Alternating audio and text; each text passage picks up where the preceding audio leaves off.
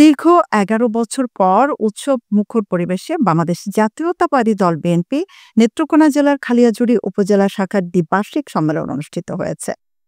খালিয়াজুড়ি উপজেলা বিএনপির আহ্বায়ক আব্দুর রউফ স্বাধীন এর সভাপতিত্বে সাবেক আহ্বায়ক মাসুদ জানার সঞ্চালনায় দ্বিবার্ষিক সম্মেলন উদ্বোধন করেন নেত্রকোনা জেলা বিএনপির আহ্বায়ক বিশিষ্ট অর্থোপেডিক চিকিৎসক অধ্যাপক ডাক্তার মোহাম্মদ আনোয়ারুল হক।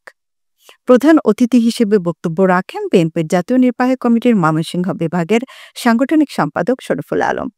প্রধান বক্তা হিসেবে বক্তব্য রাখেন সাংগঠনিক সম্পাদক শাহ ওয়ারেস সালিম আমন। বিশেষ অতিথি হিসেবে বক্তব্য রাখেন ময়মনসিংহ বিভাগের সহ সাংগঠনিক সম্পাদক আবু ওয়াহাব আকন্দ। বিশেষ বক্তা হিসেবে বক্তব্য রাখেন নেত্রকোনা জেলা বিএনপির সদস্য সচিব ড মোহাম্মদ রফিকুল ইসলাম হিলালী।